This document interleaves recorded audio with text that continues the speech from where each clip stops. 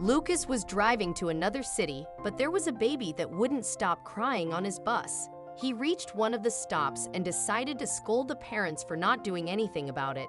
That's when he realized the baby was alone and had to do something he had never imagined.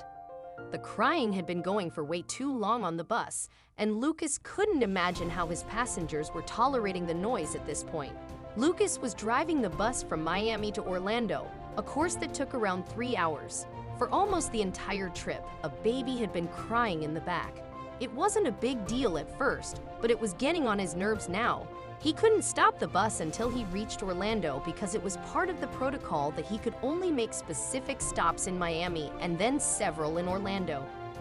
He hoped one of the passengers would tell the baby's parents to do something, but nothing happened. That poor child kept wailing for the entire trip. He was almost too relieved to reach the next stop at least. "No, Maria, that's crazy. She's a stranger's child. I can call social services or something. I can't handle babies," he responded, panicked. He stood up from his driver's seat and started treading to the back. "Hello, passengers. Can someone tell me who the crying baby's parents are?" he announced to the people sitting close to the back. Some of them looked relieved that someone was finally addressing the issue, but no one spoke up. They looked around as Lucas did, and eventually their expressions turned to puzzlement. "Hello, who are the baby's parents?" he asked again, hoping for an answer. But again, no one replied. "Sir, I think that baby is alone," someone at the back spoke up, pointing toward one of the seats. Lucas frowned and walked to the seat where the crying baby's carrier was situated. He discovered the baby was a girl and there was no one beside her. "Are you sure? Could her mother be in the bathroom?" Lucas asked the passenger who spoke up. "I don't know.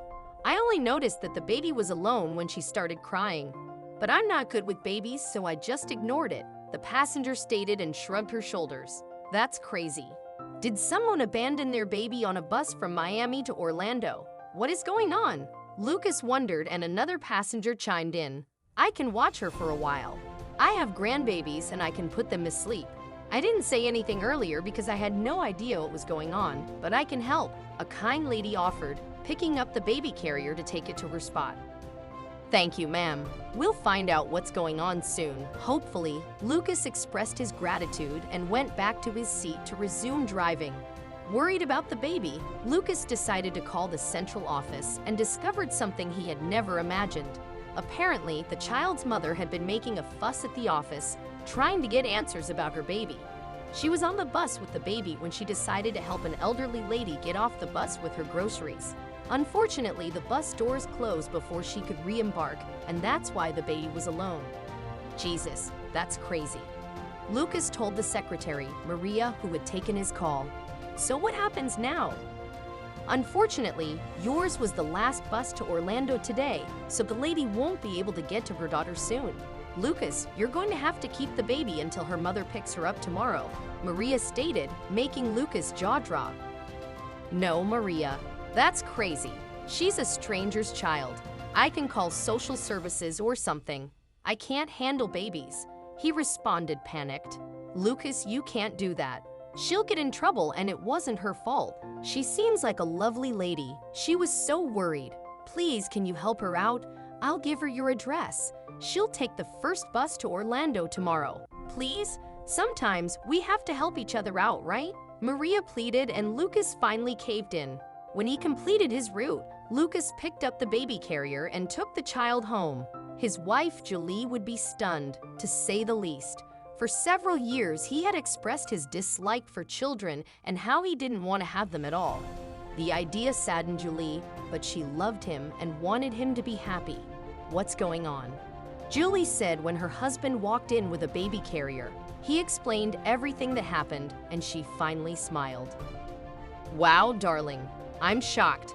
I can't believe you agreed to something like that," she said, her grin getting wider.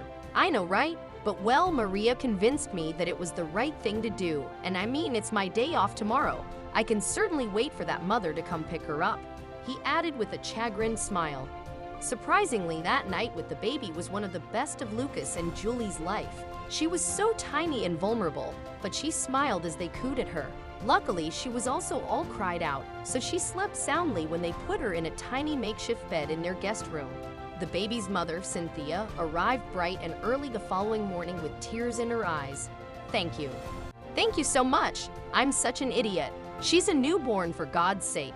I shouldn't have traveled, but I wanted to visit my mother. Then I saw a woman struggling to get off the bus with her groceries, and I couldn't help myself. I wanted to help her." She scolded herself. Don't worry, your baby is a delight. Although Lucas said she cried on the bus so much, Julie said, patting the new mother's arm. "What's her name, by the way?" "Oh, it's Darla," Cynthia replied, cooing as Julie passed her the baby carrier. Yeah, she was fine as long as someone paid attention to her. But then she fell right asleep. Lucas chimed in, smiling. Cynthia thanked them again and left with her baby. When they closed the door, Lucas turned to his wife with pursed lips and a glint of something in his eye. You know, having a baby wouldn't be so bad. Julie's eyes widened in surprise, and she jumped into his arms. A year later, they had their own daughter, Darla, named in honor of the baby that had changed his mind.